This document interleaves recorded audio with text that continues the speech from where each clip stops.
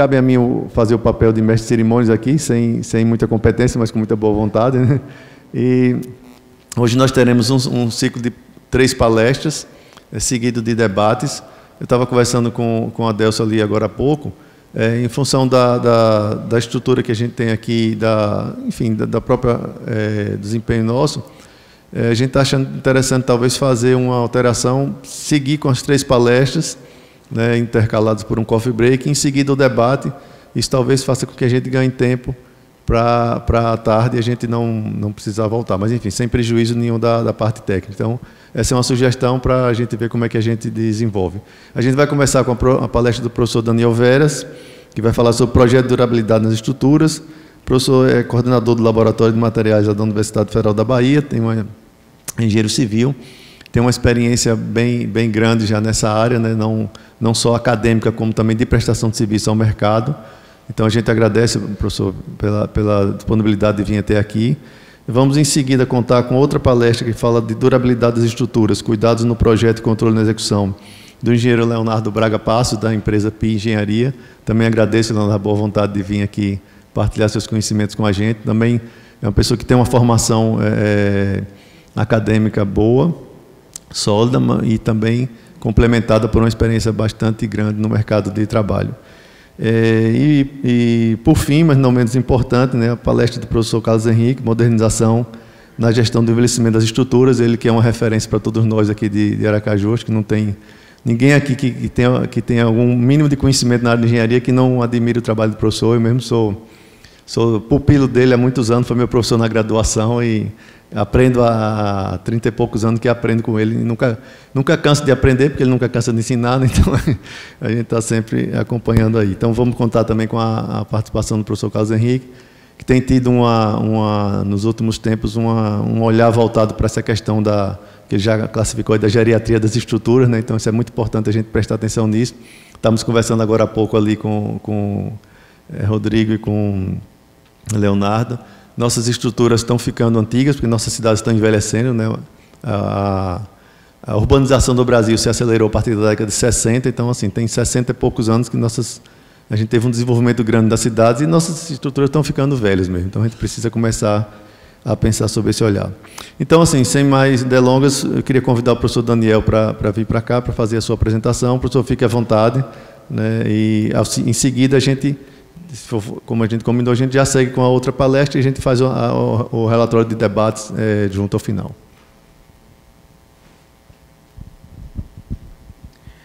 Obrigado pela apresentação, obrigado pelo convite da organização do evento, parabenizar, né, a organização pelo evento.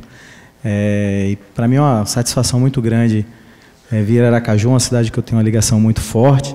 Afinal de contas, eu morei em Aracaju dos 13 aos 18 anos, minha mãe mora em Aracaju até hoje. Então, enfrentei muitas vezes o Pio Décimo como escola, jogava futsal. Então, nos campeonatos estudantis de futsal, enfrentei o Pio Décimo várias vezes. Então, nós estamos sempre por aqui, é sempre uma honra estar na cidade. Vamos tentar falar um pouquinho sobre a importância do projeto de durabilidade para as estruturas de concreto. Falar dentro, né, da possibilidade do tempo que nós temos, já que é um tema bastante extenso, e que certamente uma hora a gente não consegue esgotar nem próximo disso o tema, mas pelo menos dá para dar uma visão geral sobre alguns aspectos. Na palestra de ontem e até na abertura, foram citados vários pontos, foram abordados vários pontos que para mim servem de gancho. Por isso que eu gosto de assistir as palestras anteriores, até para linkar e a gente fazer um evento, né, unificado. E várias coisas que foram ditas ontem a gente vai tentar juntar aqui para associar o projeto da durabilidade.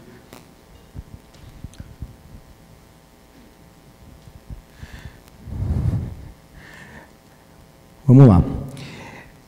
Um dos temas do palestrante que teve aqui ontem foi a questão da evolução. Nós também podemos pensar na evolução do ponto de vista das estruturas de concreto e do concreto, né? O cimento... Tem como a gente desligar essa daqui, só para ficar um pouco mais visível para o pessoal? Ficar ruim para a iluminação? Porque eu acho que, não sei, vocês estão conseguindo ver bem aqui, porque está meio claro, talvez.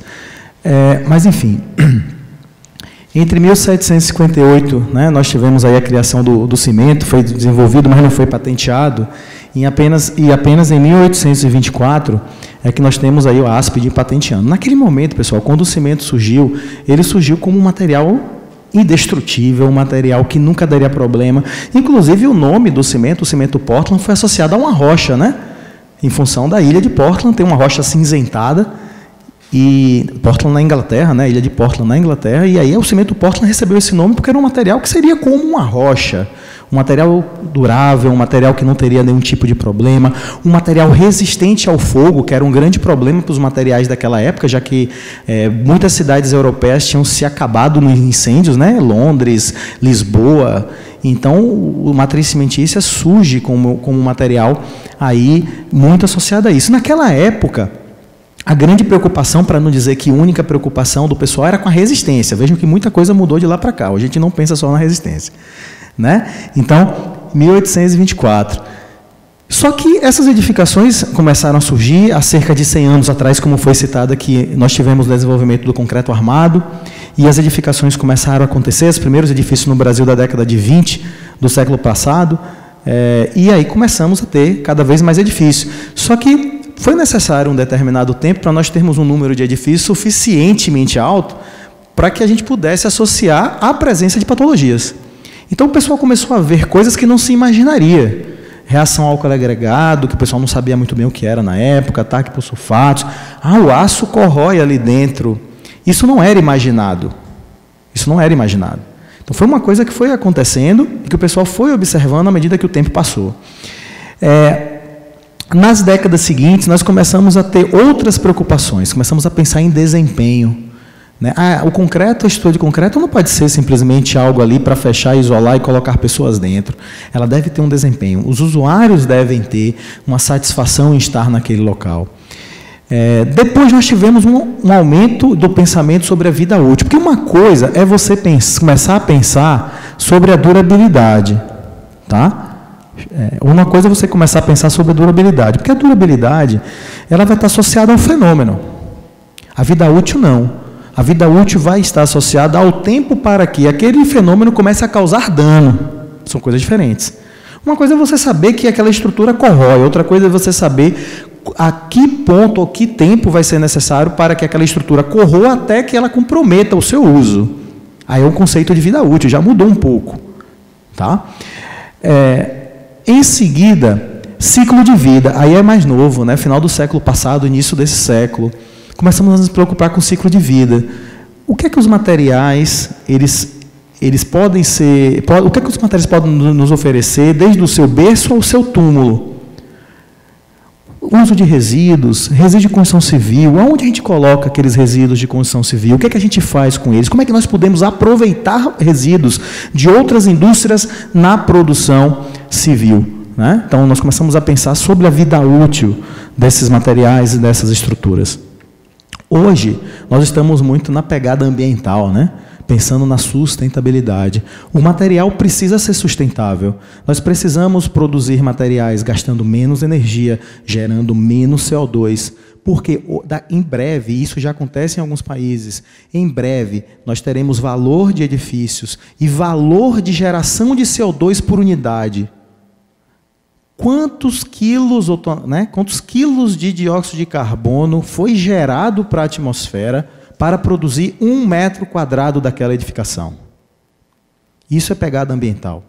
Qual é a capacidade que esse edifício tem de reprocessar e assimilar carbono ao longo do tempo para compensar o CO2 que ele gerou na sua edificação? Quando eu falo CO2 na sua edificação, eu estou falando o CO2 que foi gerado na produção do cimento, o CO2 que foi gerado na produção do aço, o CO2 que foi consumido e que foi gerado no transporte para levar material de um lado para o outro.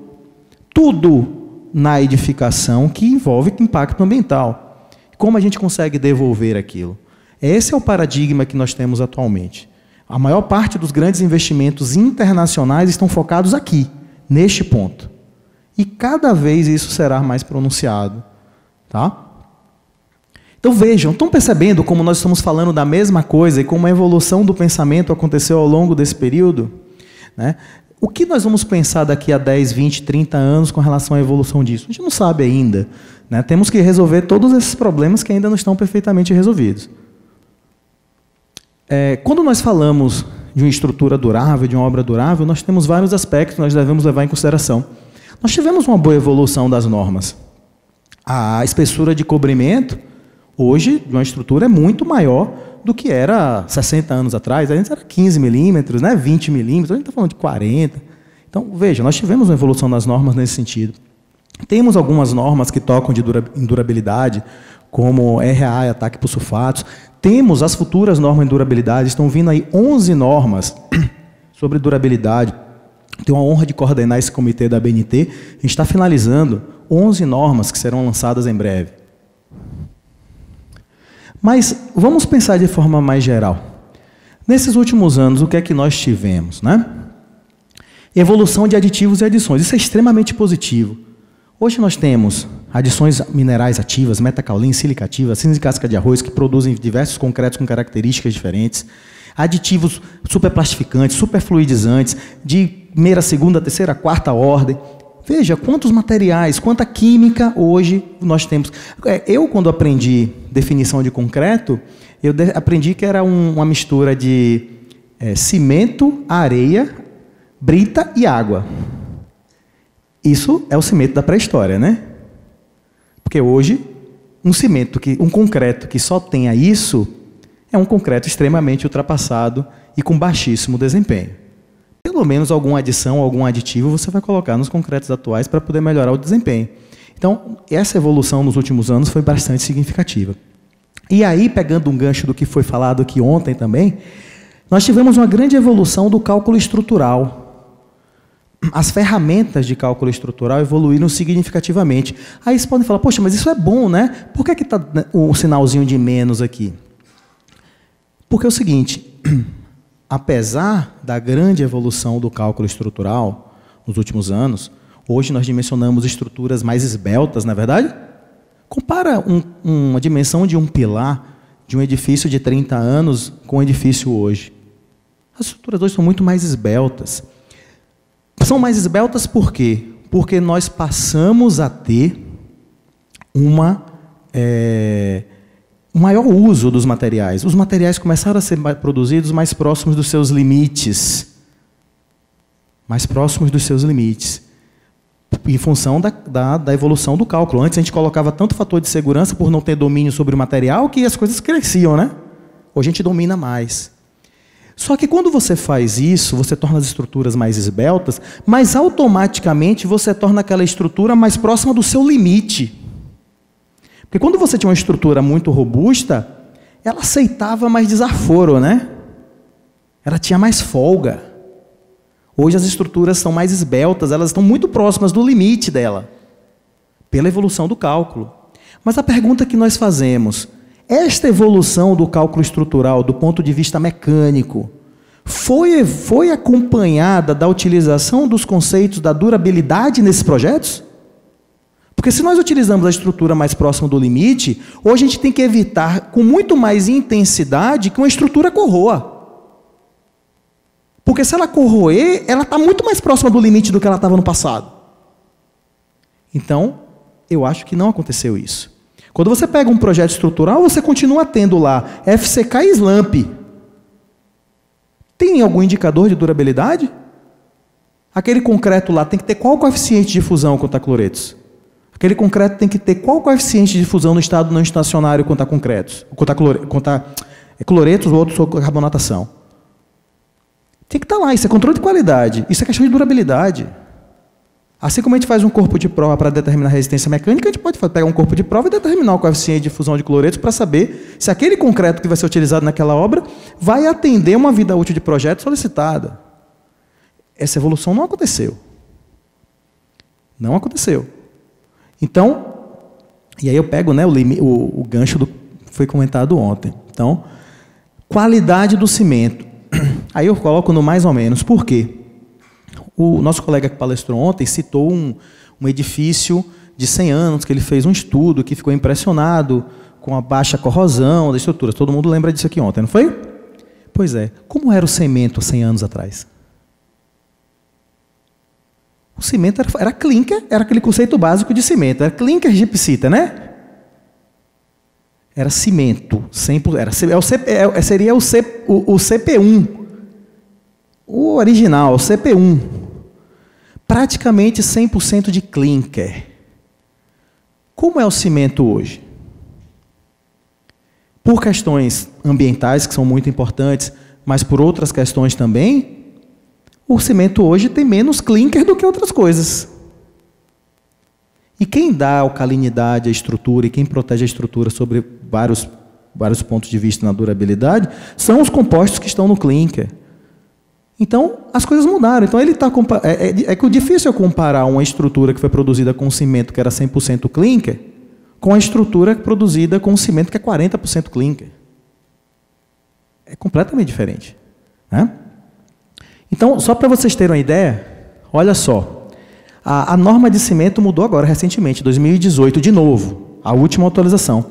Mas em relação a só antes de 2018, olha só, aqui é o novo e em vermelho o antigo. Vocês estão percebendo como o teor de clinker caiu significativamente na nova norma? E, claro, aumentaram os teores de adições, né? Então, você pode ter um cimento com 25% de clinker. Você pode ter um cimento com 51% de clinker, com 45% de clinker. Você pode ter 45% de clinker e 50 e poucos por cento de adição pozolânica, que é o cimento CP4. Isso é muito bom do ponto de vista de vários aspectos, como, por exemplo, concretagens em grandes volumes, porque um dos grandes problemas é a calor de hidratação. E aí, quando você coloca cimento pozolânico, você diminui o calor de hidratação, barragens, blocos de grandes volumes, de fundação. Tem essas vantagens, diminui retração, né? Tem coisas positivas também. Mas quanto à durabilidade, foi negativo. Foi negativo. Então, temos que pensar no conjunto. E outra coisa, pessoal, olha quantos tipos de cimento nós temos no Brasil, sendo que vários deles ainda são subdivididos em classes, né? 25, 32 e 40. Gente, se todo tipo de cimento fosse igual, a gente não precisava ter tanto tipo de cimento, a gente chamava todo mundo de cimento. Para que eu tenho CP2E, CP2F, CP2E, CP3, CP4, CP5? Se fosse tudo a mesma coisa, como muitas vezes são utilizados nas obras, não precisava ter essa subclassificação, a gente chamava todo mundo de cimento, acabou. Se existem vários tipos de cimento, é porque eles têm características de cimento, têm características diferentes e devem ser utilizados em aplicações diferentes. Eu vou contar para vocês rapidamente uma coisa que aconteceu comigo há 11 anos, quando eu voltei para Salvador, passei no concurso na Federal da Bahia, e que aconteceu semana passada, igual, em Ilhéus, no evento que eu estava participando lá, o Baducon. Eu cheguei lá, eu trabalhava com durabilidade, trabalhava com corrosão, né? Meu doutorado foi sobre isso, passei um tempo fora do país tratando disso também. Aí, eu cheguei e o pessoal falou assim, não, poxa, bom saber que trabalha com durabilidade. A gente aqui tem uma preocupação muito grande com durabilidade, porque nós, né, Salvador é uma cidade litorânea, e a gente usa bastante um cimento CP2Z ou CP5 RS nas nossas obras. Eu olhei para aquilo e falei, mas como vocês usam cimento RS? Ele falou, porque é a região litorânea, a gente usa o cimento RS. Eu falei, mas não faz sentido nenhum isso. Por quê? Aí vamos tentar entender. Às vezes, e aí nós temos vários estudantes aqui, às vezes a gente faz um curso, a gente não procura saber o porquê das coisas, a gente não procura entender o motivo das coisas, a gente aceita as coisas, às vezes, sem saber o motivo. O que é um cimento RS? O que significa a sigla RS? Resistente a sulfatos. Beleza, a sigla, beleza, todo mundo aprende a sigla. Mas o que é um cimento RS? Isso é que importa. Alguém sabe o que é um cimento RS?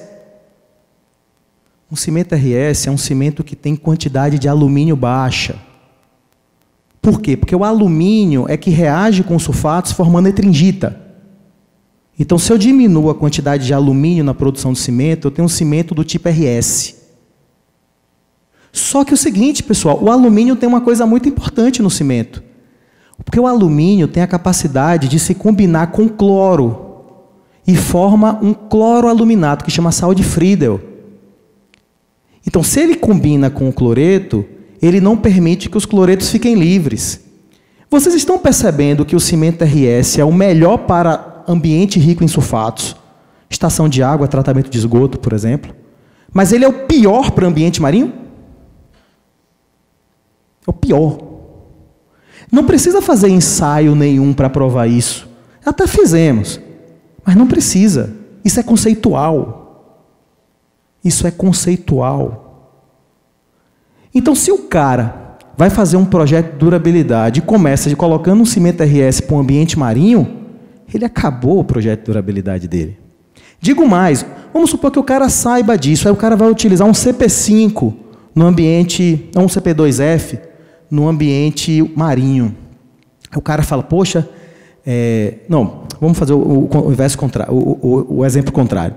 Vamos supor que o cara sabe o que é RS, e aí ele vai utilizar um cimento RS num projeto de tratamento, numa estação de tratamento de água e esgoto. Tivemos aí um marco de saneamento, a gente está recebendo um monte de demanda associada a saneamento ultimamente.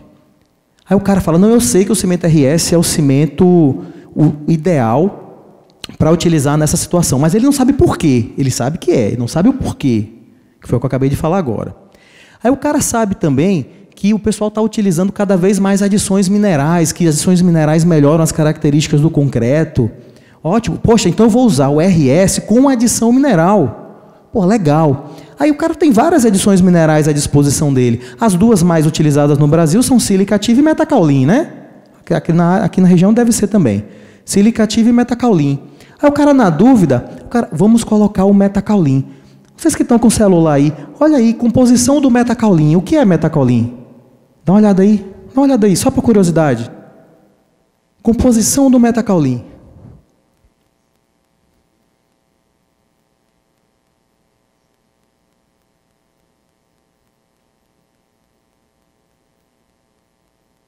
E aí, deu o quê? Sílica é alumínio, é um silicato de alumínio. Não é isso? Silicato de alumínio. Você percebeu o quanto é absurdo você usar um cimento RS e botar metacaulin? Porque se o cimento RS é um cimento que foi produzido para ter baixo teor de alumínio, para não reagir com sulfatos, aí você mete metacaulin nele? Estão percebendo como isso é absurdo? É absurdo para quem sabe qual é a composição do metacaulin, o que é um cimento RS e por que ele serve. Para quem não sabe, não faz diferença nenhuma. Como é que a gente vai fazer um projeto de durabilidade sem ter domínio dessas coisas? Vocês acham possível? É impossível. É impossível. Então, é desse tipo de coisa que eu estou falando. Tá? Eu dei um exemplo aqui para ilustrar, a gente poderia passar o dia dando exemplos de situações semelhantes. Ok? Cada vez nós temos modelos e métodos mais sofisticados para prever vida útil, vou até mostrar alguns para vocês aqui. Hoje nós temos solicitação de vida útil de projetos superiores, a norma aumentou, né? Antes era 30 anos, agora é 75, 63 ou 75 anos. E os custos de manutenção cada vez ficam mais caros, porque os materiais associados à manutenção, eles são bem mais caros do que os materiais utilizados para construir. Né? Uma argamassa estrutural para reparo, uma argamassa polimérica, o pessoal da Pia aí sabe bem do custo desse tipo de material. Então, cada vez esses materiais são cada vez mais caros. Então, cada vez nós temos que fazer algo nos nossos projetos para reduzir a necessidade desses reparos ou diminuir a incidência dos mesmos. Né? Então, isso aí era só para introduzir o tema a vocês. Tá certo? Vamos tratar um pouquinho dos conceitos de durabilidade e vida útil. Imagens como essas, vocês estão, né, cansados de ver, eu tenho certeza que vocês veem com uma certa frequência. Todos esses problemas de diversas ordens. E eu finalizo com uma situação emblemática que vocês devem lembrar, alguns de vocês devem lembrar, ocorrida em 2007, que foi um pedaço da arquibancada da antiga Fonte Nova, onde morreram 7 pessoas. A Fonte Nova foi demolida, construída a Arena Fonte Nova, não é isso? Então, olha só, durabilidade, corrosão. Né? Na época, a gente participou de um estudo em relação a estádios brasileiros, né? E a gente chegou à conclusão que isso que aconteceu na Fonte Nova poderia ter acontecido em 8 estádios do Brasil, que foram construídos numa mesma época. Estádios como Arruda, em Recife, Mangueirão, em Belém, Morumbi, Mineirão, Maracanã, que foram estádios mais ou menos na mesma época, foram feitos para a Copa de 50, né? Então, eram situações análogas. Aconteceu lá. Poderia ser em qualquer um. E aí, a partir do ponto que aconteceu lá, as outras começaram a tomar um pouco mais de cuidado e fazer algumas coisas, pelo menos naquela época. Hoje eu não sei como é que está. Mas isso não é uma coisa nova. Temos vários exemplos, olha só, desde 89, uma marquise que desabou, uma simples marquise, o pessoal estava lá esperando a chuva passar, a marquise desabou, matou o pessoal. Isso é concreto armado também. Uma ponte, vamos lá, que é só no Brasil que acontece, uma ponte na Noruega, aqui em 2004 em Recife, né, nesse desabamento aí que morreram várias pessoas. Olha que absurdo, esse edifício aqui, ele foi emblemático porque os estudos sobre reação álcool agregado no Brasil começaram a partir daí. Apesar de que no final das contas se identificou que a reação álcool agregado não foi a grande causa do acidente, mas isso motivou a reação álcool agregado ser estudada no Brasil a partir de 2004. Esse edifício, olha só os erros que tinham. O cara não colocou estribo aqui, esqueceu do estribo, aí depois colocou uma armadura e colocou uma argamassa. Beleza, né? Resolveu, não tinha mais estribo. Agora tem estribo, na concepção dele, né? Não sabe para que serve o estribo, não é verdade? Olha só, isso aqui é a reação álcool agregado dos blocos dos edifícios vizinhos, mostrando que tinha bastante reação álcool agregado. Colapso em Santa Catarina, uma ponte na BR-101 aqui matou algumas pessoas que estavam passando e o motorista. Essa daqui foi uma edificação também que foi bastante emblemática, né? O pessoal deve lembrar, o Palace 2, lembram lá da história do Palace 2? No início o pessoal ficou vinculando bastante na imprensa que a principal causa do colapso foi a utilização de areia de praia. O pessoal deve lembrar, o pessoal, né, mas está mais tempo, deve lembrar. Nada a ver. Nada a ver. Usou areia de praia lá? Usou, foi provado que usou. Mas a corrosão das estruturas elas não acontece em poucos meses.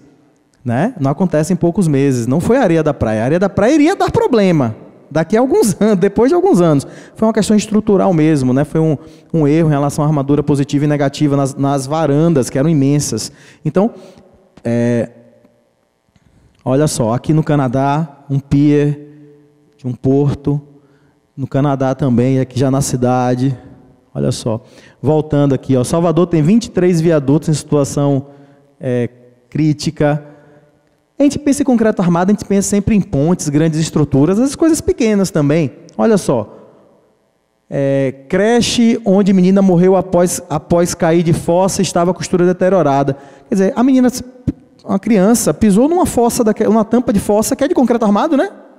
Estava corroída, quebrou, ela morreu. É concreto armado também. Tá? Esse aqui foi citado ontem, né? Na abertura.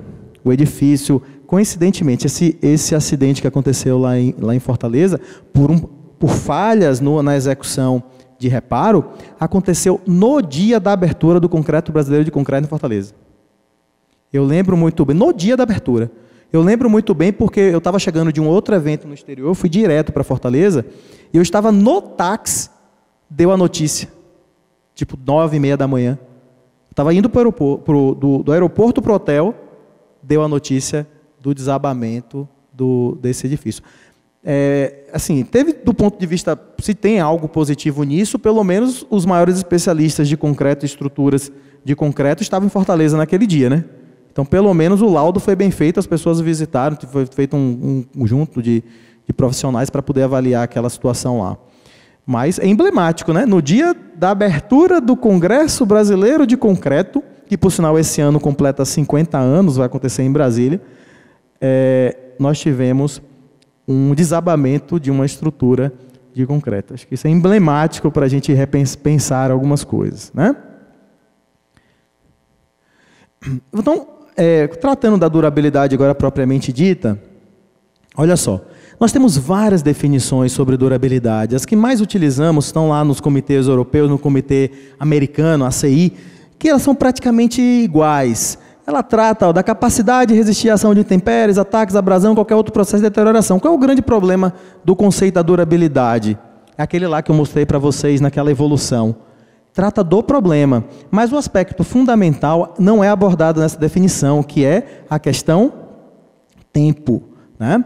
Então, para isso, para poder complementar essa questão tempo, nós temos o conceito de vida útil, que é o que nós vamos tratar de forma mais intensa aqui. De acordo com a norma, que é muito parecida com o Comitê Europeu, vida útil é o período de tempo durante o qual se mantém as características sem intervenções significativas, desde que atendidos os requisitos de uso e manutenções prescritos pelo projetista, foi citado isso aqui ontem também, e pelo construtor, bem como de execução dos reparos decorrentes de danos acidentais. Então, dano acidental está um pouco fora da vida útil do projeto, porque a gente não imagina dano acidental, né? Então, a vida útil seria o tempo necessário para que aquela estrutura não precise de manutenções de custos absurdamente altos, desde que as coisas sejam mantidas ao longo desse período, conforme a orientação do construtor. Então, esse é o conceito de vida útil. É isso que seria vida útil, a gente vai falar de vida útil e projeto. Porque muitas vezes a expressão vida útil pode nos trazer em mente uma ideia de fim. Acabou a vida útil de estrutura, colapso. Não é. Né? Principalmente a vida útil de projeto. A gente está falando de algo bem antes disso. Nós temos um modelo simplificado aqui que trata de vida útil, um modelo, né, bem conhecido de TUD. Ele fala de iniciação e propagação. O que seria isso? Pô, eu inaugurei uma estrutura agora. Aquela estrutura, vamos pensar aqui em Aracaju, que é semelhante a Salvador, o grande problema para a gente aqui é cloreto, né? Na atmosfera. A estrutura é nova, está isenta de cloretos. Os cloretos vão começar a penetrar na estrutura com o passar do tempo. Significa que a armadura está corroendo? Não, não está corroendo. Mas significa que não está acontecendo nada? Não, não é que não está acontecendo nada. Os cloretos estão se movimentando dentro da estrutura até chegar na armadura. A gente não pode dizer que não está acontecendo nada. Então, esse período é chamado de iniciação. Olha só. Não tem praticamente nenhum grau de deterioração ao longo do tempo, mas as coisas estão acontecendo.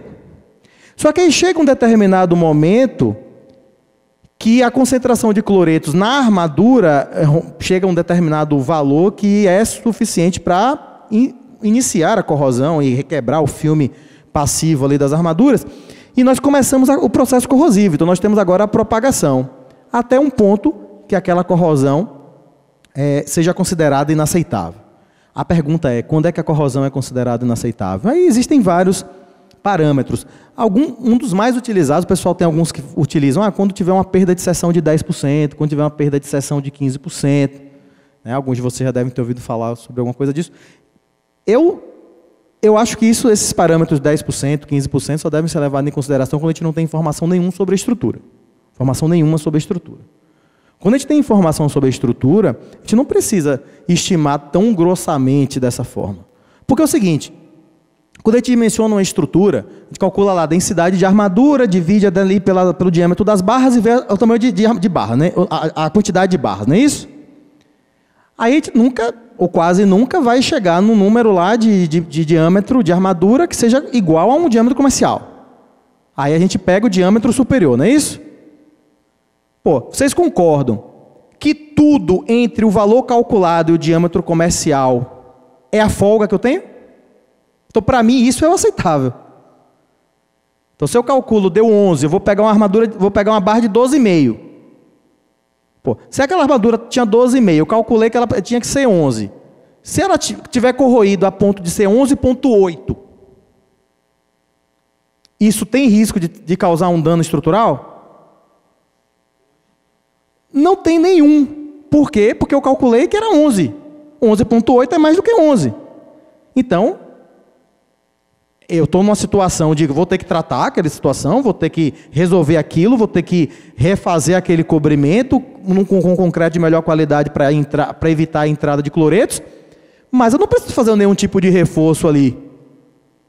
Porque a armadura, mesmo corroída até aquele ponto, ela tem um diâmetro que está de acordo com o que eu calculei de necessidade.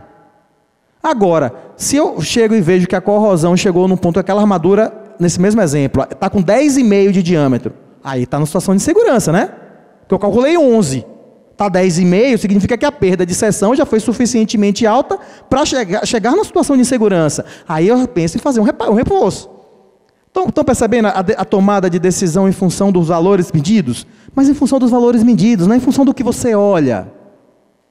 né? Por isso a importância de fazer os ensaios, de fazer as avaliações. Tá? Em 93, né, alguns anos depois, o professor Paulo Helene, conhecido da grande maioria de vocês, para os jovens que não conhecem, espero que conheçam, procurem informações sobre quem são os nomes da engenharia brasileira, né? Então, o professor Paulo Helene é um dos maiores nomes da engenharia brasileira de todos os tempos. Então, em 1993, ele criou esse modelo. Na verdade, se vocês observarem, estão percebendo como essa parte aqui é igual ao modelo de Tutt? Olha só. Estão percebendo? Então, ele disse o seguinte: o que Tutt disse é vida útil de projeto. VUP, é o que está na norma, vida útil de projeto. É isso que eu vou ter que me preocupar. Só que existem outras vidas úteis. Olha só, temos a vida, depois da vida útil de projeto aqui, ó, chegou num ponto inaceitável. Só que a gente sabe que muitas vezes as estruturas chegam num ponto inaceitável e ninguém faz nada. Ela continua se degradando. Então, se ela continuar se degradando, olha, vai intensificar. Estão percebendo que houve uma mudança de inclinação na curva? Isso significa que houve uma intensificação do processo, né? A taxa aumenta. Então, ó, aqui era um ângulo, aqui é outro. Então, aqui tem uma taxa, aqui é outra, né? Uma maior aqui. Então, a degradação vai acontecer de forma mais rápida, até um determinado ponto que nós vamos chamar de vida útil de serviço ou utilização. É aquele ponto onde a estrutura já começa a dar sinais de insegurança e que as pessoas não devem ficar naquele ambiente, que elas correm sérios riscos. Tá? Muitas vezes isso acontece, né? Muitas vezes isso acontece e ninguém faz nada, e aí as coisas continuam usando. Aí a estrutura continua se degradando até o ponto que ela chega numa situação de colapso, que nós vamos chamar de vida útil total, colapso. Tudo entre a vida útil de projeto e a vida útil total, a gente chama de vida útil residual, porque é o resíduo da vida útil. Quando a gente faz uma obra de recuperação, o que a gente faz? A gente está aqui, numa situação aqui, ó. Quando a gente faz uma obra de recuperação, a gente faz isso, né? Não é verdade? A estrutura está degradada, a gente faz uma obra de recuperação, a gente devolve ela para cá. Quer dizer, dependendo da qualidade da recuperação, porque se a recuperação for ruim, a gente faz isso, né? Dá só um pulinho para trás, maqueia, e daqui a 6 meses está do mesmo jeito. Se for boa, ela vem daqui para cá. Se for ruim, ela vem daqui para cá. Né? Essa é a intenção de uma recuperação, retroceder nessa situação do dano, né? Ok? Aqui um exemplo que eu acho que é bastante ilustrativo para que todo mundo entenda o que é a vida útil de projeto. Vamos lá. Despassivação das armaduras. As armaduras despassivaram e estão corroendo. Acabou a vida útil de projeto. Você não projetou a estrutura para corroer. Se ela está corroendo, acabou a vida útil de projeto. Ok? Tem que fazer alguma coisa para recuperar aquilo ali. Só que muitas vezes a gente não faz, muitas vezes a gente não sabe. Porque quando a corrosão ela fica visível, significa que ela está muito intensa e há muito tempo. Por isso a importância dos ensaios não destrutivos. Eu já lhe dei sua deixa aí. Por isso a importância dos ensaios não destrutivos, né? De avaliar, às vezes, o que o olho não vê. Quando você faz um ensaio de resistividade elétrica, de potencial de corrosão, você consegue enxergar o que não está ali às suas vistas, né? Às vezes a estrutura está corroendo, mas não teve grandes fissuras, ainda não teve desplacamento, mas está correndo. Aí ninguém faz nada. Aí começam a aparecer os primeiros sintomas, né? Manchas, né? Começa a ficar aquelas manchinhas amarronzadas, fissuras que vão aumentando de tamanho. Desplacamento. Aí, né, a corrosão fica tão intensa que as tensões internas ali fazem com que o cobrimento desplaque. Gente, quando o cobrimento chega a ponto de desplacar, acabou a vida útil de utilização, porque a partir do momento que você tem desplacamento de cobrimento, você já tem risco à vida das pessoas, né? Se cair um cobrimento de concreto de 30 metros de altura na cabeça de alguém, mata a pessoa. Não mata? Já está inseguro a pessoa frequentar aquele ambiente ali, né? Já está inseguro. Aí a gente continua. Besteira, desplacamento, tira ali o que desplacou, joga uma argamassazinha ali, pronto. Não faz nada. Aí continua. Aí começamos a ter uma redução de seção cada vez mais intensa, e com essa redução de seção, uma grande perda de aderência entre aço e concreto, porque se você tem uma redução de seção, já não vai ter mais aderência entre aço e concreto. Colapso da estrutura. né? Então, aí é vida útil total. Deu para entender aí um exemplo que mostra cada um destes momentos da vida útil do modelo, numa situação real? Tá? Seria mais ou menos isso. Associada a isso, e também como foco grande da nossa palestra de hoje, nós temos essa regra aí, que é a regra de Sitter. Ó, pessoal, ela funciona direitinho. Ela fala o seguinte: os custos, o custo da preocupação com a durabilidade é uma PG de ordem 5. O que é que isso significa? Se eu me preocupar com a durabilidade da minha estrutura numa etapa de projeto, o custo daquilo é 5 elevado a 0, 1, não é um custo unitário. Na etapa de projeto. Se eu não me preocupar na etapa de projeto e for preocupar apenas na execução, aí eu tenho que fazer várias adaptações, porque o projeto já existe, né? O custo sobe para 5 elevado a 1. 5. Então, o que era 1 milhão vira 5 milhões. Se eu não me preocupo na etapa de execução, vou me preocupar na manutenção preventiva, o custo sobe para 5 elevado a 2. 25.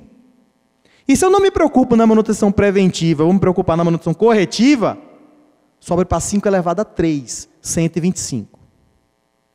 E eu vou dizer a vocês que recentemente eu tive uma experiência, e eu pensei nisso depois. Na verdade, eu não pensei nisso, e eu estava dando uma palestra assim como essa, ou foi um curso, não sei, e falando sobre isso aqui, eu lembrei, e eu falei, pô, vou calcular para ver se bateu. O Porto de Salvador, ele passou por uma grande ampliação agora, dobrou a área, né? Era uma das maiores obras do estado da Bahia que estavam acontecendo, o Porto de Salvador dobrou. E aí o pessoal nos procurou, e a gente já fazia algumas coisas contra a durabilidade para o Porto. O Porto constantemente faz intervenções por problemas de durabilidade. Só que eles nunca têm recurso para fazer a manutenção do cais inteiro. Nem tem recurso, nem pode, porque não tem como parar o Porto, né? São milhões ali, bilhões às vezes por dia. Então, eles fazem a cada 2 anos a manutenção de 20% do cais. Então, em 10 anos, eles fazem a manutenção toda, né? Aí depois, no 12º ano, eles começam de novo. O que começou lá atrás. Então, eles dividiram em 5 áreas. A cada 2 anos, eles isolam para fazer uma recuperação, isolam para fazer uma recuperação e vão fazendo esse rodízio. O custo da última vez que eles fizeram, né, eu sei porque a gente acaba trabalhando junto em algumas coisas, foi em torno de 20%, em torno de 32 milhões de reais. 20% do cais. Ok? 32 milhões de reais. Isso significa que se eles fossem fazer o porto inteiro, o cais inteiro, seriam 160, né? Eles fizeram essa obra de duplicação que eu falei para vocês. Eles fizeram um projeto de durabilidade. Concreto especial, características especiais, dosados para cada situação, uso de anodo de sacrifício, uso de sensores de monitoramento contínuo. Eles fizeram um projeto de durabilidade. O custo do projeto de durabilidade, eu sei porque o nosso laboratório fez o projeto de durabilidade, foi de R$ 1.420.000. R$ 1.420.000. Se a gente pegar o 160 dividir por 1,2 aproximadamente, vai dar na casa de 125, né? Que é a diferença entre a manutenção preventiva, a corretiva, que é o que eles fazem no cais antigo, e o gasto que eles tiveram com o projeto de durabilidade. Bateu. Claro, isso não é uma coisa para dar exata, né? É um modelo, é uma coisa para dar exata. Você vê que faz sentido a lei de Sitter, né?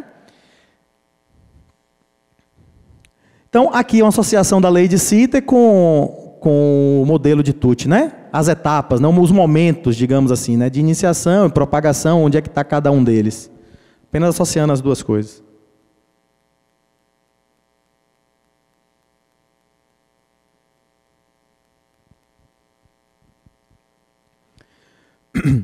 A norma de desempenho, que também foi citada aqui ontem, trata da vida útil de projeto em 50, 63 ou 75 anos. 50 é a vida útil de projeto mínima, utilizada para quê? Edifícios residenciais, edifícios convencionais. 75 anos, edifício de grande importância socioeconômica. Por exemplo, vai construir lá em Salvador agora, Ponte Salvador Itaparica. 75 anos de vida útil de projeto. Porto Salvador, 75 anos de vida útil de projeto. Então, o estádio da Fonte Nova deveria ter sido 75 anos de vida útil de projeto. né? Metrô, 75 anos de vida útil de projeto. Porque são obras que, se elas forem interrompidas, se o uso for interrompido, vai gerar um impacto muito grande na sociedade, tanto econômico quanto social. Então, nós temos que fazer com que a durabilidade seja alta para que a necessidade de manutenção seja pequena e aquilo não cause um grande impacto às pessoas, né? E à economia local. Eu confesso a vocês que essa vida útil intermediária aqui de 63 anos, eu não consigo entender muito bem onde é que ela se encaixa. Algumas pessoas acham que são obras importantes, mas de cunho particular. O cara vai construir um edifício, vai construir um estádio. Um time de futebol vai construir um estádio próprio. Deveria ser 63 anos, porque 50 é pouco e 75 também não se justifica, porque se tiver algum problema lá, vai criar problema para ele, né? Não para a sociedade de forma geral, para os torcedores do time dele. Então não é um negócio generalizado. Ok? Mas essa definição do intermediário, realmente ela é um pouco nebulosa ainda. Mas vamos saber o que acontece pelo mundo, né? O que é que os britânicos tratam? Olha só, eles têm aqui várias especificações, estruturas temporárias, substituíveis, edifícios industriais e reforma. O cara faz uma reforma na Inglaterra, ele tem que garantir 30 anos de vida útil daquela reforma. Edifícios novos, 60 anos. Reformas e prédios públicos. Olha que interessante, uma reforma normal é 30, em prédio público é 60. Por quê? Subentende-se que uma reforma em prédio público é feita com recurso das pessoas, com dinheiro das pessoas. Tem que durar mais. Né? Da mesma forma que um edifício público novo é 120 anos. Um edifício público construído em Londres tem que ter 120 anos de vida útil, porque aquilo foi construído com dinheiro das pessoas. Tem que durar mais. Tá? Obras de arte, né, especiais, grandes pontes e etc. Na cidade, né, nas cidades. Os europeus, né, apesar da Inglaterra estar na Europa, mas a gente sabe que eles às vezes não conversam muito bem. Os europeus têm também as suas especificações, são um pouco parecidas, inclusive a nossa especificação se baseou nos europeus, olha só. Quando a gente fala aqui de edifícios e estruturas comuns, 50 anos, vem aí dessa norma europeia, só que eles colocam estruturas de grande porte, ponte, etc., onde nós colocamos 75, eles colocam 100. Tá? Para mostrar que nós não estamos sozinhos no mundo, né? Então, como é que o ambiente ele pode impactar? É o primeiro passo no projeto de durabilidade, saber o ambiente onde nós estamos inseridos. Por quê? O projeto de durabilidade não é uma coisa que eu posso fazer num local e simplesmente exportar para outro. Não posso fazer isso. Porque se eu fizer um projeto de durabilidade aqui em Aracaju ou em Salvador, que tem situações muito semelhantes, a preocupação é uma. Se eu for fazer um edifício ou fazer um estádio em Goiânia, em Cuiabá, a preocupação é outra. Eles não têm grande problema de cloretos como nós temos, eles têm outros problemas. Então, o projeto de durabilidade não é uma coisa que eu dou Ctrl+C, Ctrl+V. O projeto de durabilidade é uma coisa que eu tenho que entender cada uma das situações, inclusive aqui. Se eu for construir um estacionamento de um grande edifício ou de um shopping center, um estacionamento, digo, fechado, né? Eu não vou me preocupar muito com cloretos. Meu problema vai ser carbonatação. E aí começa a questão do projeto de durabilidade. Por que a gente tem que utilizar o mesmo concreto na estrutura como um todo? Quais são os problemas de durabilidade que nós temos numa fundação normalmente? RA, ataque por sulfatos. Quais são os problemas que nós temos em locais submetidos a grande quantidade de CO2, como garagens? Carbonatação. Quais são os grandes problemas que nós temos nos primeiros pavimentos de um edifício? Ataque de cloretos.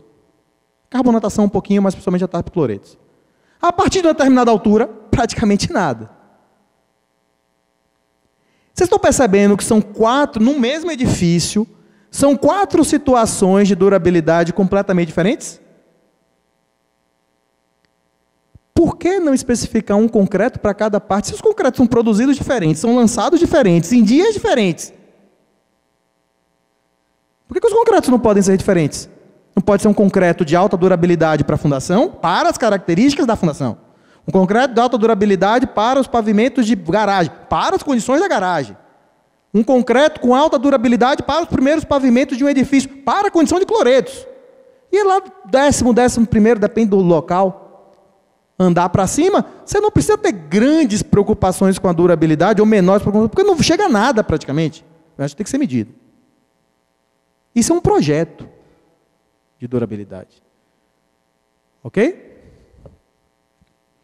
Então, primeira coisa é conhecer o ambiente, né? Eu tenho que conhecer o ambiente. A durabilidade, pessoal, só existe degradação por ação do ambiente. É o ambiente que degrada. Se eu não conheço o ambiente, como é que eu faço um projeto de durabilidade? Então, o primeiro passo é conhecer o ambiente onde eu estou, né? Então, aqui, a extensão, né? Macroclima, mesoclima, microclima, né? Que é característica, inclusive na norma brasileira agora já tem microclima. Olha só, o macroclima, horizontalmente, seria uma cidade, né? Uma cidade grande. Mesoclima seria ali um bairro grande. O microclima seria uma quadra, até 100 metros. É o microclima. Verticalmente falando, nossa grande preocupação está no microclima e no mesoclima. O macroclima é muito alto, ainda não chegamos lá. Tá certo? Então, mais ou menos aqui é a nossa preocupação. Quanto à temperatura, temos que ter uma ideia da variação de temperatura na nossa cidade, porque a temperatura é um catalisador de reação. Quanto maior a temperatura, maior a durabilidade. Sempre vai ser assim. Então, se nós tivermos a durabilidade aqui... Aracaju é uma cidade litorânea. Florianópolis é uma cidade litorânea. A durabilidade, os problemas de degradação aqui vão ser mais intensos do que Florianópolis. Porque aqui é mais quente do que lá. Tá? Então, a gente tem que ter noção dessas coisas. Então, cada 10 graus dobra a velocidade de reação. Tá? Isso acontece com qualquer coisa, né, gente? Quando a gente quer manter alguma coisa, a gente põe na geladeira. A gente quer manter por muito tempo, a gente põe no congelador, não é assim? É a mesma coisa, né? A velocidade, a temperatura é o catalisador de reações. Tá certo? Umidade. Pessoal, quase todas, para não dizer todas, as questões associadas à durabilidade precisam de água. RA precisa de água, ataque por sulfato precisa de água, carbonatação precisa de água, ataque por cloreto precisa de água. Tudo precisa de água. Então, a umidade é importante.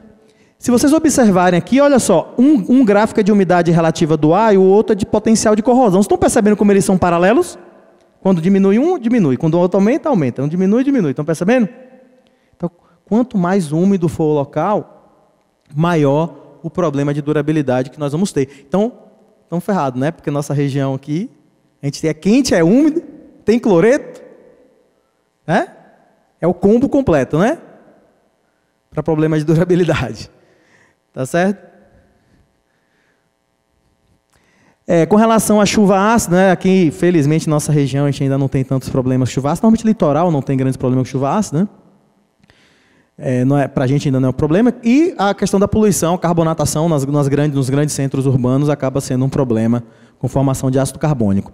Só que a questão é o seguinte, a norma tem essas classes, né, que todo mundo que, né, os profissionais, os estudantes que aqui estão, que já estudaram concreto, estudo de concreto, classificam aí os ambientes, né? Está lá na norma, são as classes da norma. Pô, nós temos 4 ambientes para o Brasil inteiro. Será que isso é possível? Quantas classes vocês acham que tem na norma europeia? Nós temos 4. 42 classes. 42 classes de ambiente. A gente tem 4. País desse tamanho. Então veja que essa informação, às vezes, ela não é suficiente. Tá? Por exemplo, aqui. Não sei se vocês estão conseguindo ver, né? Mas, enfim. Aqui é uma... vocês ouviram falar na cidade de Coração de Maria? Alguém já ouviu falar? Uma cidadezinha... É uma cidade pequena, no interior da Bahia. Olha só. Você pega a norma lá, vai construir em Coração de Maria. É o quê? Rural. Né? Rural, claro que é rural. Aí você vai fazer um galinheiro. Ó, a obra aqui, ó. Você vai fazer um galinheiro, tá aí, um galinheiro. Por quê? Porque tem que lembrar que as galinhas excrementam e que tem enxofre, que tem ataque por sulfatos, que vai fazer ataque por sulfatos, que vai extrair as armaduras, pronto. Você tem que entender o ambiente. Eu vou construir um galinheiro. Eu tenho que saber como é a estrutura, como é o ambiente dentro de um galinheiro para fazer o projeto de durabilidade de um galinheiro. Vamos lá. Uma pequena cidade no interior do Rio Grande do Sul, de produção de tratamento de couro. Boa parte do couro que a gente consome no Brasil vem nessa região. Tem um processo lá chamado wet blue, que é um processo de curtimento do couro, que usa óxido de cromo e ácido sulfúrico. Se você for pegar a norma, não tem dúvida, é ambiente rural, uma cidadezinha, vizinho, eu tive lá, né? Vizinho a essa fábrica de curtimento, você tem lá uma fábrica de gado leiteiro. Tá? Uma fazenda de gado leiteiro. Então, ambiente rural, não tem dúvida. Olha só, o concreto de alto desempenho do piso após 1 ano de edificado.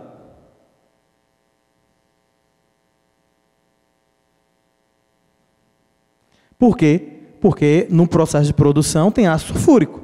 O ambiente é extremamente ácido. É quase como se dentro da fábrica tivesse uma chuva ácida. Aí o cara que dimensiona, sem saber quais são as particularidades de uma fábrica de curtimento de couro, vai ter que todo ano fazer o piso. Né? Deu para entender, pessoal? A questão é que a gente tem que entender o nosso clima. Aonde vai ser edificado? Porque o projeto de durabilidade, ele vai ser feito em função disso. Não precisa obrigatoriamente se nortear naquela tabela lá. Inclusive, isso está preconizado na própria norma, eu vou mostrar isso para vocês. Tá? Então, o projeto de durabilidade. Qual a importância do projeto de durabilidade? Como todo projeto, dar tranquilidade ao meio técnico. Né? Em primeiro lugar, dar tranquilidade. Estabelecer parâmetros confiáveis, nortear projetista, possibilitar a checagem, ver se as coisas estão se comportando como era previsto. Buscar a evolução do processo produtivo, porque a partir da resposta que aquilo der, você vai aprender e evoluir com aquilo também. Evitar problemas futuros e reduzir custos ao longo dos anos. Então, essas são as grandes razões de ser de um projeto de durabilidade. Ok? Aí a pergunta que a gente faz, o que mudou no controle tecnológico do concreto nos últimos 30 anos? O que mudou no controle tecnológico? Tem uma palestra, depois eu vou divulgar o site do nosso laboratório, convidar vocês a assistirem uma palestra lá, que está lá no site. E olha, o controle tecnológico no Brasil virou sinônimo de ensaio de abatimento, moldagem de corpo de prova para fazer ensaio de compressão. Você fala assim, minha obra faz controle tecnológico, significa que faz slamp e rompe corpo de prova. É ou não é? Se a obra tiver concreto protendido, faz molde de elasticidade também. Porque precisa, né? Para proteção, se liberar lá, tem que ter o valor e saber como é que o molde de elasticidade vai variar em função do tempo ali nas primeiras idades. Controle tecnológico é isso. Mas será que controle tecnológico é isso? Com toda a evolução que nós tivemos nos concretos, nos materiais, nos conceitos ao longo desses anos? Isso não é muito pobre para o conceito de controle tecnológico? Né? Porque controle tecnológico está associado à palavra tecnologia, né? A nossa tecnologia ainda é essa de execução? Né? E é interessante, eu vou chegar mais próximo aqui, porque eu confesso que para mim está claro, não sei se é meus olhos, mas, enfim, olha só. A norma aqui, a 15.146, né? Ela trata de vários aspectos que devem ser avaliados para agregados. As especificações, partículas leves, lamelaridade, etc. Né? Vários itens aqui para agregados. Continua, ó, falando agora no estado concreto, no estado fresco. Olha só, vários parâmetros. Está na norma, vários parâmetros de avaliação do concreto. Continuação aqui, ó, com relação ao concreto também, autoadensável, água de amassamento, etc. Né? Aqui continua na norma que traz do controle tecnológico do concreto, com a qualificação de pessoal. Assim, controle tecnológico do concreto, qualificação de pessoal. Para que eu vou qualificar o pessoal com relação a esse monte de ensaio se nenhum desses ensaios é feito? Qual é a função, né, dessa qualificação? Né? Olha só, para o concreto endurecido, ó, módulo de deformação, esclerometria, vários pontos aqui, ó, capilaridade, né? Vários itens aqui associados ao concreto já no estado endurecido. Ao cimento, olha só, classificação dos cimentos, de vários tipos de cimento, tempo de pega, água de consistência normal, expansibilidade, né? retração, calor de hidratação. Então, várias possibilidades aí de ensaio, de caracterização. Então, o aço também tem as suas normas aqui, ó, de caracterização para controle tecnológico. A 6118, eu fiz uma busca na 6118, dá para ver aqui a ferramenta de busca do PDF, né? Eu botei controle tecnológico. Só aparece uma vez, citando a norma que uma norma que eu vou falar um pouco lá para frente. Uma única vez. Na norma inteira de projeto de estrutura de concreto. A palavra controle tecnológico aparece uma única vez. E não é no texto. Essa mesma norma 6118, ela trata dos requisitos de qualidade da estrutura. E ela fala da classificação, que ela diz que o requisito de qualidade da estrutura de concreto tem que se basear na capacidade resistente, no desempenho em serviço e na durabilidade. Está escrito aqui, ó, na durabilidade. Aí, quando ele fala dos requisitos de projeto, ele vai falar da qualidade do concreto e tal, e aí vai falar de vida útil de projeto. Está lá no item 6.2. Diretrizes para durabilidade de estrutura de concreto. Está escrito lá na norma. Né? Aí ele diz assim, ó, a durabilidade de estrutura de concreto requer cooperação, atitude coordenada dos envolvidos. Aí diz. Aí ele vai dizer depois quais são os mecanismos que devem ser avaliados. Olha só, mecanismo de envelhecimento e deterioração. Lixiviação, a expansão por sulfato, reação ao álcool agregado, despassivação por carbonatação, despassivação por ação de cloretos. Está lá na norma. Está lá dizendo que a gente tem que se preocupar com isso. Que nós somos responsáveis por esses parâmetros. Está escrito lá. Aí, na mesma norma 6118, no seu item 7, critérios de projeto que visam a durabilidade. Qualidade do concreto de cobrimento. Estruturas comprobatórias. Eu vou ler aqui que está mais fácil. Ó, diz assim, ó, ensaios comprobatórios de desempenho da durabilidade da estrutura frente ao tipo e classe de agressividade prevista em projeto devem estabelecer os parâmetros mínimos a serem atendidos. Na falta destes, devido à existência de uma forte correspondência com relação ao água-cimento, deve ser utilizado os parâmetros da tabela 7.1. Aí vem aquela tabela 7.1 que todo mundo conhece, né? Que tem lá a classe do concreto, que tem a relação água-cimento mínima, em função das 4 classes de agressividade ambiental, não é isso? Todo mundo conhece essa tabela. Mas vocês estão percebendo que a norma diz, nós devemos nos preocupar com os parâmetros. Na impossibilidade disso, usar a tabela. A gente faz o inverso, né? A gente usa a tabela, um ou outro, um dia se preocupa com os problemas. A norma diz que é para fazer o contrário. Eu tenho que me preocupar com os parâmetros, com os itens. Na impossibilidade disso, eu posso utilizar aquela tabela para me nortear. Nortear, até porque em relação água-cimento, hoje em dia, a gente sabe que já não é o principal parâmetro de durabilidade, a relação água-ligante é muito mais importante. E aí, pessoal, vieram as práticas recomendadas, né? Esses 5 livros que foram lançados ano passado, pelo Ibracon, pela Alcompat, que trata e que darão origem às 11 normas brasileiras sobre o tema, né? Então, eu tive a honra de coordenar esse projeto, né? Eu sou autor, acabo sendo autor das 5, direta e indiretamente, mas hoje elas estão disponíveis. Hoje, essas práticas recomendadas têm força de lei e força de norma. Hoje elas têm força de norma, porque o Ibracon e a Alcompat são instituições de reconhecida capacidade e reconhecimento técnico. Tá? Eu vou dizer a vocês que a norma brasileira, eu garanto a vocês, que eu estou escrevendo, que as normas brasileiras vão ser baseadas no que está aí. Com um detalhe, aí é muito mais completo. Porque a norma, quem já pegou uma norma para ler, sabe que a norma é seca, né? É seca.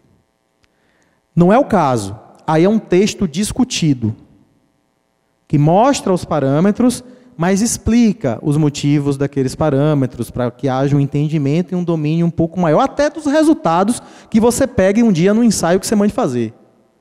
Tá? Porque às vezes a gente manda fazer um laudo no laboratório, a gente recebe do laboratório uma tabela com números, né? A interpretação é 100% nossa, não é o nosso padrão. Aí os nossos amigos da PI sabem que no LED a gente faz diferente.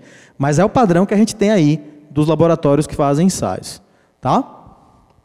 Então está disponível lá no site do Ibracon, tá certo, pessoal?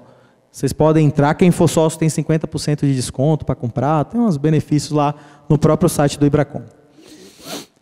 Continuando aqui, ó, a NBR 6118, continuando na NBR 6118, ela estabelece vários parâmetros aqui com relação a controle de qualidade, tá? E aí, ela, na norma 12655, foi aquela citada pela 6118 que eu falei para vocês, né, que estava lá, que eu falei que era a única coisa que aparecia. A NBR 12655 diz o seguinte, ó, especificações e métodos de verificação.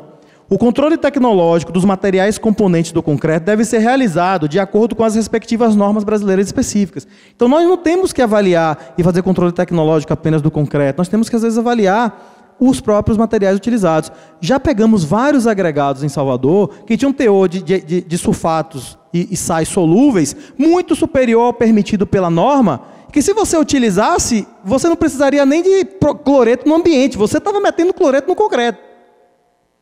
Né?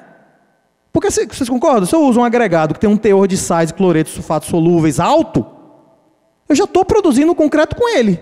Não preciso nem no ambiente, né? Para botar mais. E aí tem que saber como é que... É um ensaio simples, o custo é insignificante com relação ao custo de uma obra. Um custo de ataque, sulfato, cloreto solúveis, que são duas análises químicas, né? Custa R$400 e poucos. Então, o quanto custa o problema de durabilidade para aquela empresa depois?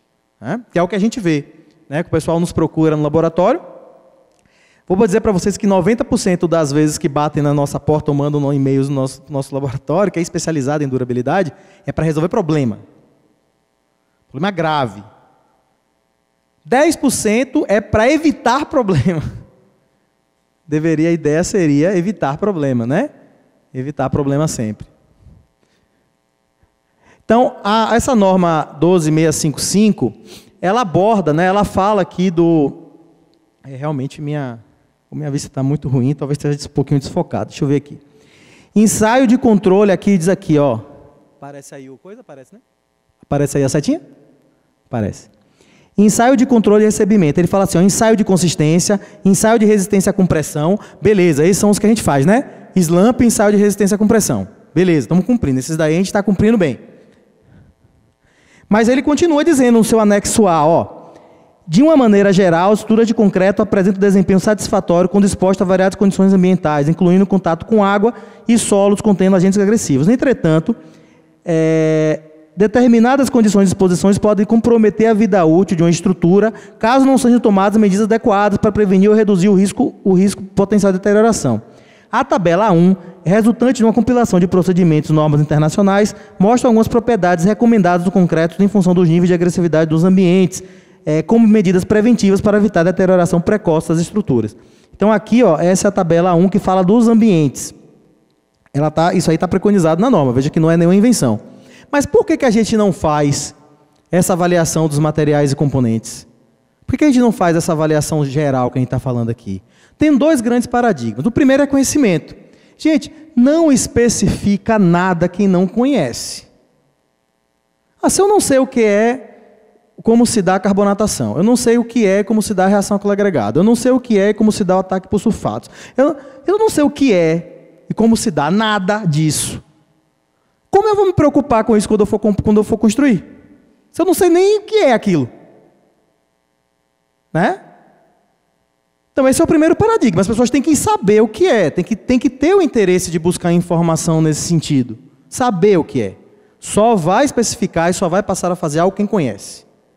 E aí, nesse ponto de vista, professor Carlos Henrique, aqui a gente conversa bastante sobre esse tema, nossa formação em química nos cursos de engenharia civil é muito fraca. É muito fraca. Todos os fenômenos de deterioração são químicos. Corrosão é eletroquímica. A reação àquele agregado é um ataque químico. Ataque por sulfatos é um ataque químico. Estão percebendo? Se eu não tenho conhecimento mínimo de química, eu não sei o que é uma reação de oxidação ou uma reação de redução. Eu vou entender eletroquímica? Vou entender corrosão? Você acha que isso é possível? Não é. E essa área é uma área que é até um pouco dura nesse sentido, porque não tem mais ou menos, ou você domina ou você não domina, entendeu? Não, você vai virar charlatão aí, um patologista, que é a palavra da moda, e faz de conta. Tá? Primeiro paradigma é esse. Segundo paradigma é custo.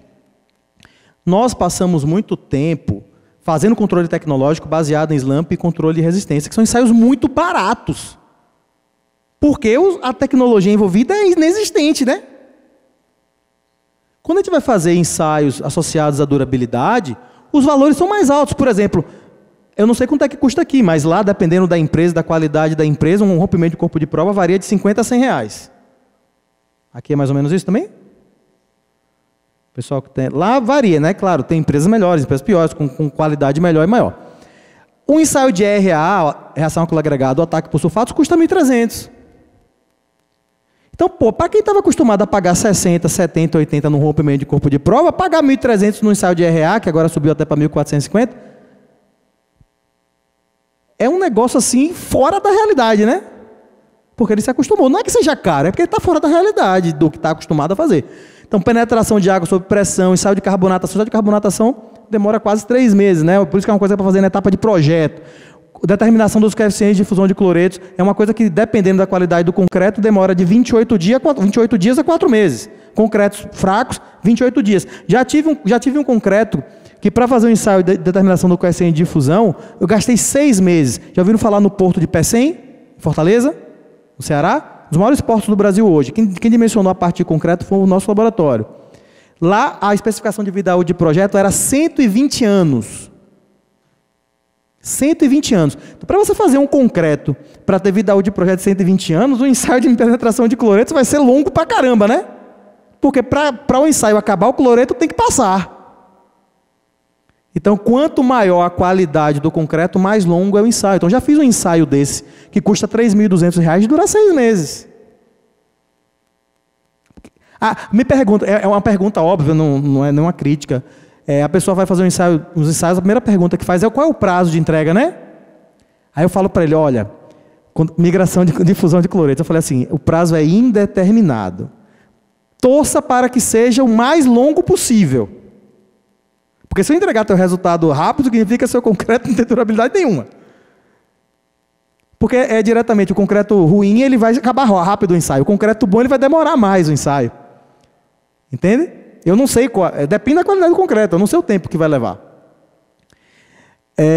Então, a gente consegue fazer. São os dois grandes paradigmas que eu acho que precisam ser vencidos: o conhecimento e a barreira do custo. E olha só, pessoal, o FIB Model Code, que é uma grande referência para nós no Brasil, ele começou na década de 70 e vem aí uma vez por cada década. Nós temos em vigor hoje o FIB Model Code 2010. Está sendo lançado esse ano o FIB Model Code 2020, que foi começado a ser escrito no ano de 2020, finalizou finalzinho do ano passado, início desse ano.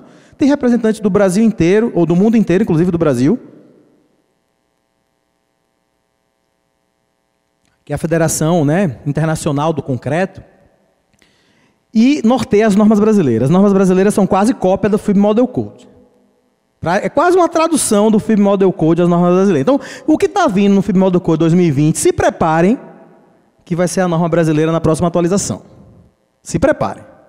Tá certo? Então, eu destaquei aqui, eu que já tive acesso ao texto, né, que não foi lançado, mas a gente, por correções que a gente tem que fazer, a gente acaba tendo acesso ao texto. O FIB Model Code 2020, ele vai tratar de condições de estados limites. E vai trazer, vários parâmetros. Tem uma coisa nova, carbonatação, ingresso por cloreto, gelo, degelo, ataque químico, mecanismo de expansão, que são reação alquilo agregado, ataque por sulfato, abrasão, erosão e cavitação. Tudo aqui é associado à durabilidade. E aí vem a grande novidade: a introdução do conceito de estado limite de durabilidade. Nós não temos estado limite útil de resistência, que a gente dimensiona lá as estruturas. Agora nós vamos ter o estado limite último de durabilidade estabelecido na norma. E, repito, esperem que é isso que vocês vão ver na próxima norma brasileira. Podem esperar. Tá? Para nós é fundamental, né? Em 2017, pessoal, eu trago esse exemplo aqui, eu tive uma grande surpresa em Salvador. No tramo 2, já está no 3, né? No tramo 2 do metrô de Salvador, a empresa chegou com as especificações de controle tecnológico para a gente. E aí eu fiquei surpreso, porque tá, resistência mecânica, modo de elasticidade, beleza. A absorção índice de vazio já não é tão comum, mas também não é incomum. Massa específica está no mesmo conjunto aqui. Mas aí eles tinham lá a especificação de absorção capilar, penetração de água sob pressão e penetração de cloretos. Fizeram RA também depois. Não está na tabela aqui, mas fizeram RA depois. Foi a primeira obra que eu recebi especificação de controle de qualidade envolvendo parâmetros de durabilidade. Foi um marco, eu tomei um susto quando eu vi aquela tabela lá. Podemos até discutir se os valores de penetração de cloreto, penetração de água sob pressão seriam os melhores. Mas acho que isso é um segundo passo, né? Ele existir já é algo importante. Então, quando eles tiravam o corpinho de prova lá, eles mandavam para a gente fazer resistência mecânica e também para fazer esses ensaios.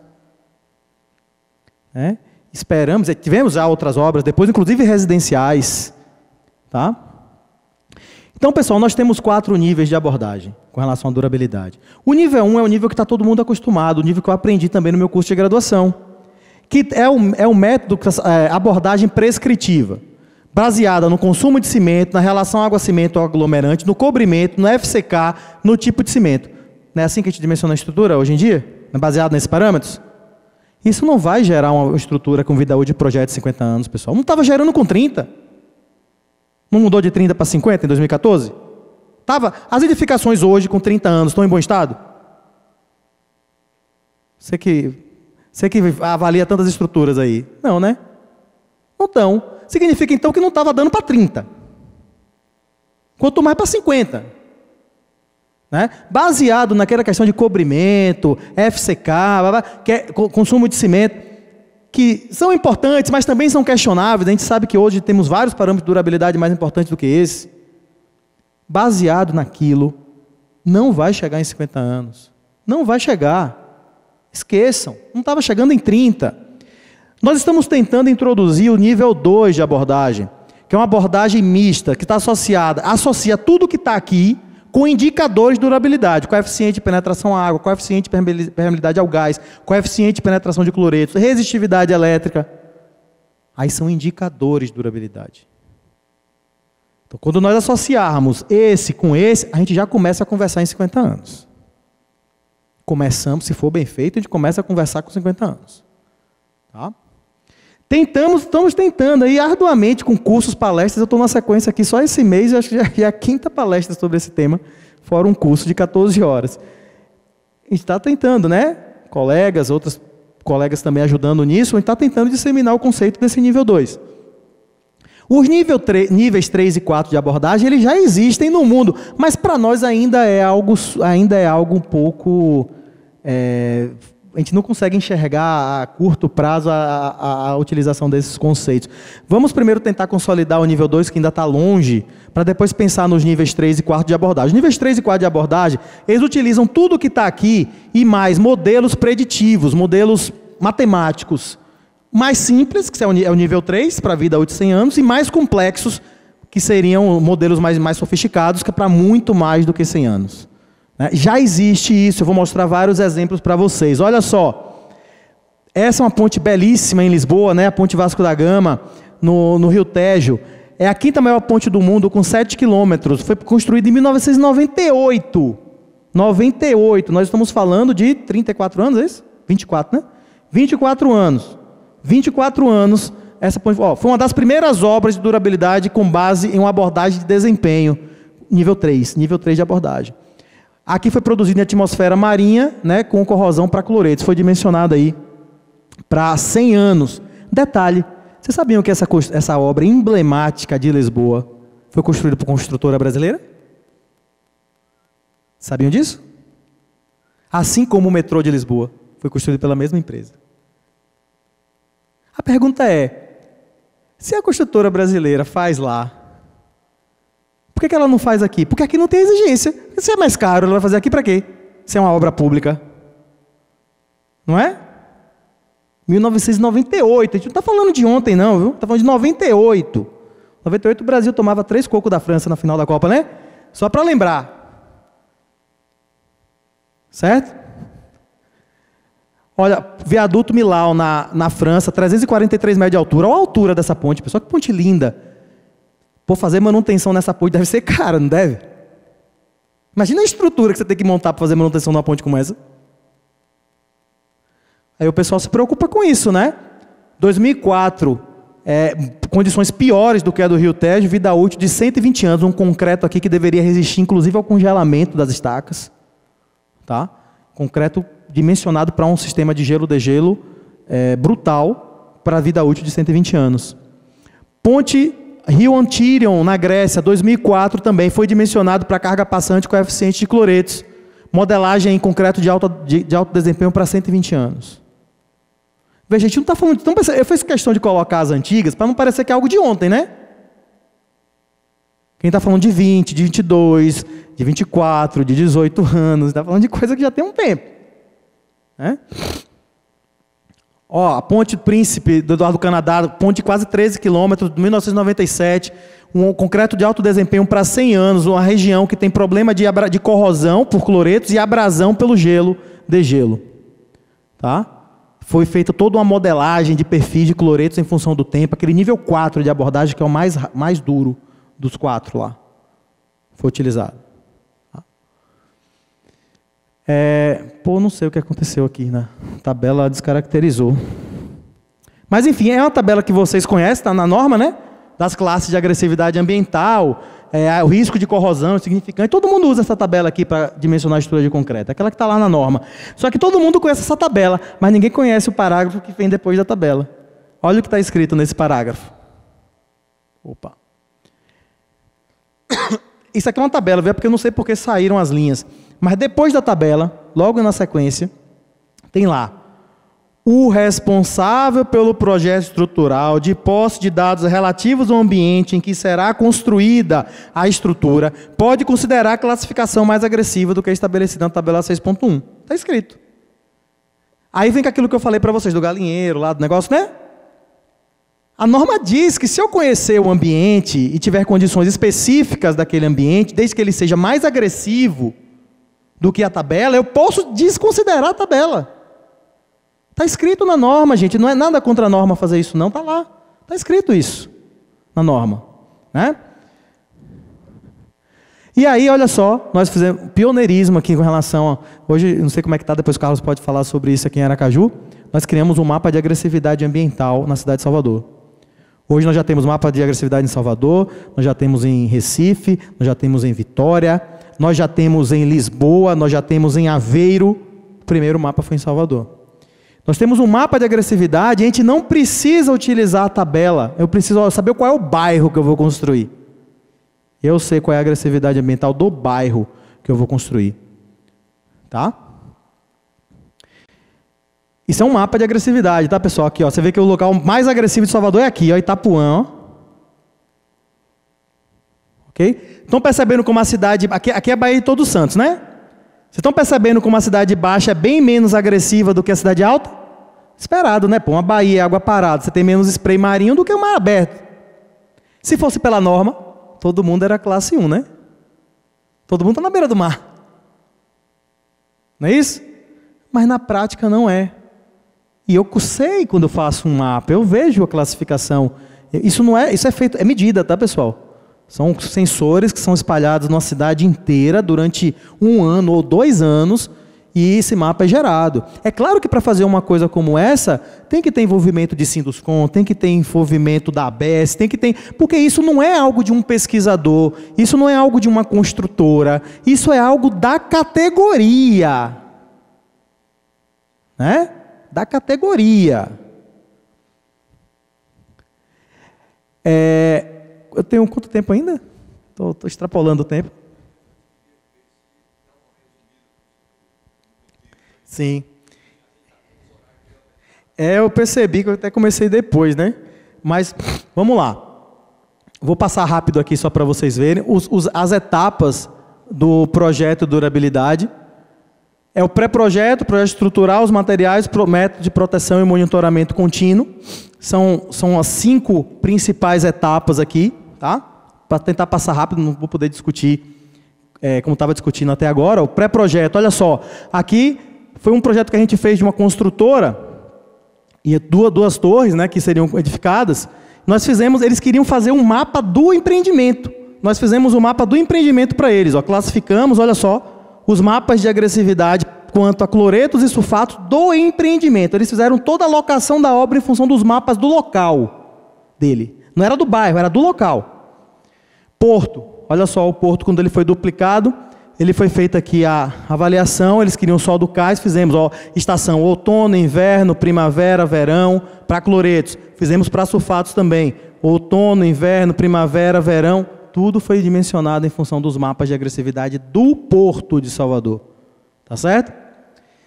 Aí fica a dica para vocês, 2 softwares gratuitos, Life 365 e o Duracon, um baseado na norma americana, outro baseado na norma europeia, mas para aprender e começar a mexer com alguma coisinha ajuda, tá? Não é tão simples, mas dá para começar a mexer com algumas coisas. A segunda etapa, o projeto estrutural arquitetônico. Temos que nos preocupar com os critérios de projeto, inclusive foi falado isso aqui ontem, né? Todos os detalhamento, qualidade do concreto, etc. Os materiais utilizados. Temos aí a regrinha dos 5 Cs do concreto.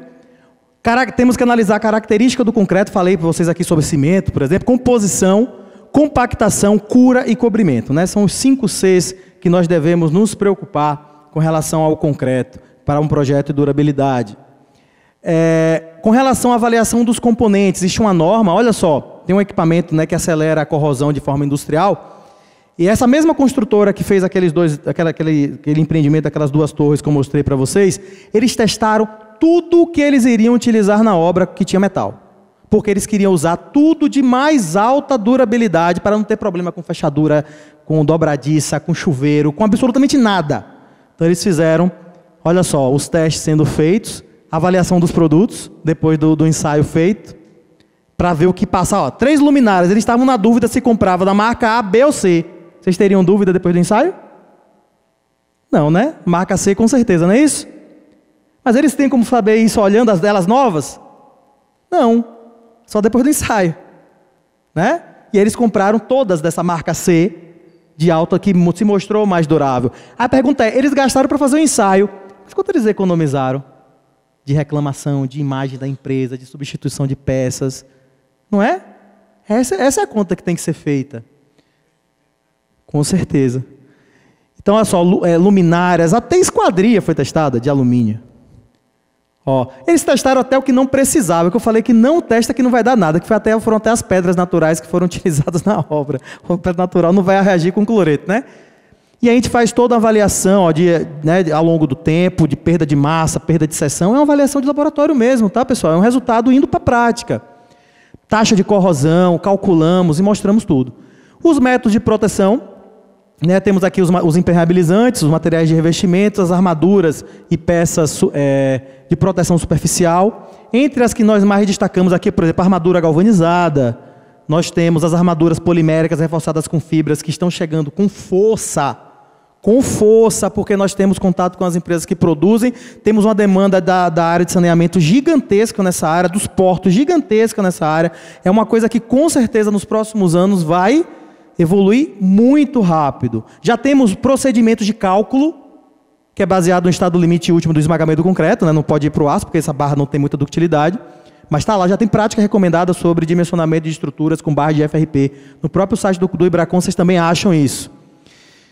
Quanto a monitoramento, aí nós temos várias técnicas, né? Essas mais destacadas aqui, potencial de corrosão e resistividade elétrica, eu também não vou entrar muito nisso, porque provavelmente o pessoal da PI vai falar de ensaios não destrutivos, devem tocar nessas técnicas. Nessas são as técnicas de monitoramento. Não basta fazer um projeto de durabilidade, eu tenho que monitorar ao longo do tempo se tudo está funcionando bem, né? Não é largar lá, né? Tenho que monitorar. Ok? E aí, mais uma vez, eu cito as práticas recomendadas. Para finalizar, algumas considerações finais. Eu acho que o projeto de durabilidade é essencial para alcançarmos a vida útil de projeto que nós temos hoje na norma. É necessária a parceria entre projetistas de estrutura e tecnologistas do concreto, na busca de parâmetros que contemplem resistência, desempenho e durabilidade, que eu acho que ainda estamos muito separados uns dos outros. É necessária uma atualização das estruturas curriculares em disciplinas de matéria de construção e estruturas de concreto, adaptando-se aos requisitos novos, vigentes. Acho que precisa ser atualizado. Os profissionais que já estão no mercado devem buscar estes novos conceitos, seja por meio de cursos ou participações em eventos, como esse, por exemplo, né? É necessário uma atualização nos conceitos disseminados a respeito do controle tecnológico. Acho que agora vocês entendem o que eu estou querendo falar sobre isso. O investimento em controle tecnológico adequado não deve ser encarado como um custo, mas como um investimento visando a redução de custo e manutenção ao longo da vida útil do projeto. Já existe conhecimento suficiente para fazer um bom projeto e um bom controle tecnológico associado à durabilidade. Isso aí, e aí vem a imagem geral, né? Às vezes é mais fácil, é melhor a gente perder um pouquinho mais de tempo nos primeiros momentos no projeto para ganhar ao longo do tempo, né? Em médio e longo prazo. Tá? Essa imagem, eu acho que ela resume a importância do projeto de durabilidade. Ok? Então, queria agradecer a vocês pela atenção, divulgar o site do nosso laboratório. Aqui são os nossos alunos de iniciação científica, mestrado, doutorado, pós-doutorado, todos os nossos serviços, todos os recursos que nós captamos, inclusive os recursos desta palestra, são revestidos 100% para o desenvolvimento da ciência e da tecnologia na nossa região. Os recursos vão para o laboratório para manter as pesquisas desse pessoal. Tá certo? Todo mundo que contrata serviço com a gente, nunca vão fazer um contrato comigo, vocês vão fazer um contrato com o laboratório e os recursos são exclusivamente utilizados para a ciência e a tecnologia. Então, aqui é a logomarca do nosso laboratório, que vem da durabilidade, né? Seria uma barra aí rompida por ação do tempo.